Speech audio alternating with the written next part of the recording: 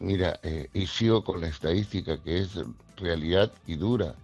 El 69% de las instituciones educativas en el país carecen de servicios básicos y este golpe es más contundente en la ruralidad.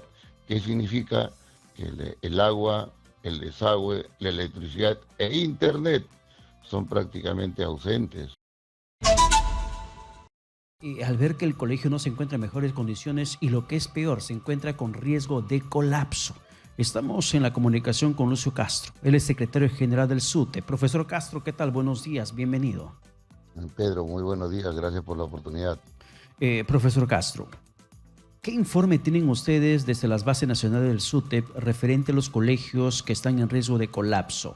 ¿Se encuentran en condiciones para iniciar el año escolar el próximo 17 de marzo? ¿O hay algunos que Mira, de repente vayan a suspender el inicio de las clases? Cuéntenos, por favor. mira, iniciando el año, hay un dato que el mismo ministerio proporciona en el sentido de que hay un déficit de 180.000 millones de soles como brecha de infraestructura. Y programado el inicio del año lectivo para el 17 de abril, hay un tema también que tiene que ver con la naturaleza, que es las lluvias que generan este tipo de situaciones en la parte amazónica, en la parte norte del país. Y creemos que ahí ha debido haber un nivel de prevención de parte de las autoridades regionales, locales, en coordinación con el Ministerio de Educación. Lo innegable es que un gran problema de la educación, no de ahora, sino una acumulación histórica, es el tema de la infraestructura. Y lo cierto también es que de parte del Estado y los distintos gobiernos no ha habido voluntad política, no ha habido lo que nosotros siempre exigimos, mirada de prioridad por la educación y por lo tanto atención de este y otros problemas que nuestro sector tiene. Ya, pero profesor Castro, ¿y ustedes tienen un conteo de cuántos colegios a nivel nacional se encuentran en esas regiones con lluvias, desbordes, huaicos, en una situación de alto riesgo? Mira, si las clases empiezan el 17 de marzo, lo cierto es que eh, la misma estadística corroborada por nuestros dirigentes en el país nos dice que más del 54% de instituciones educativas en el país necesita ser reconstruidas y lo que hoy está dándose, lamentablemente por una desatención del Congreso al momento de formular el presupuesto y del gobierno y del Ejecutivo es que hay no más de 297 millones para el tema de infraestructura y esto significa no más de 5.000 soles para cada institución en el país, siendo un poco más de 55.000, uno ya presume que lo que va a suceder es simplemente maquillaje, es simplemente comenzar a como dé lugar el año escolar y en muchos Ya. lugares esa infraestructura no es la más idónea. Profesor Castro, no hablemos de la infraestructura, ¿sí? A ver, porque eso está más que claro que no estamos en mejores condiciones. Hablemos de lo básico, de lo esencial. Yo sé que la seguridad, la integridad de la vida de los niños, los profesores mismos, son aspectos importantes. Sin embargo, en el tema esencial, agua, hay colegio con agua, servicios básicos, servicios higiénicos. Los colegios públicos, ¿en qué condición se encuentran? Mira, y sigo con la estadística que es realidad y dura. El 69% de las instituciones educativas en el país carecen de servicios básicos y este golpe es más contundente en la ruralidad. ¿Qué significa? Que el agua, el desagüe, la electricidad e internet son prácticamente ausentes. Y repito, aquí hay una exigencia permanente de parte del gremio, del magisterio y del pueblo. Y hay una desatención también constante, repetida, indignante de parte del Estado y distintos gobiernos, porque de alguna forma lo que hoy sucede es una continuidad de un trato hacia la educación. Y es una situación de calamidad la que usted nos está mencionando. Y en el tema de la alimentación escolar, ¿qué sabe usted? ¿Qué coordinación existe desde el gobierno para que este programa ex Jaliwarma y hoy maquillado con el rótulo de Oasimicuna pueda realmente beneficiar a la población?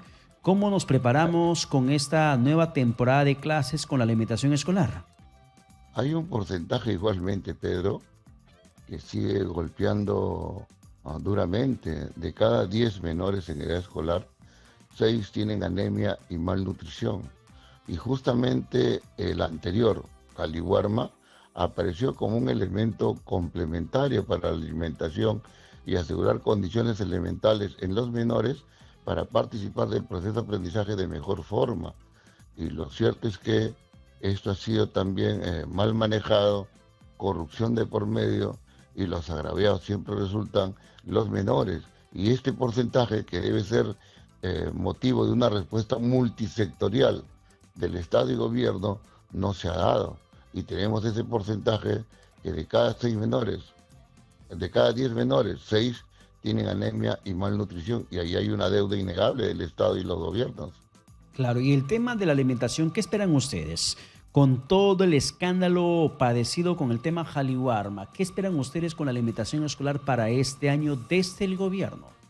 Nosotros hemos planteado y el gobierno se ha comprometido a que eso suceda, que este nuevo organismo creado cumpla su papel de generar alimentación complementaria a los menores, y también que esto sea extendido a los colegios secundarios, porque ocurre que en el país hay un número importante de colegios que le llaman jornada escolar completa, que comienzan a las 8, terminan a las 4 de la tarde, y en el momento del almuerzo algunos almuerzan y otros no. Y esos otros que no almuerzan terminan quitándole alimento a los otros, generando conflictos al interior de la institución educativa, y aquí se evidencia también una ausencia del Estado en una tarea central: asegurar condiciones adecuadas para el proceso de enseñanza-aprendizaje. Esperamos que el gobierno le haya puesto atención, y en la práctica, después del 17 de marzo, vamos a ver si este tema de la alimentación complementaria...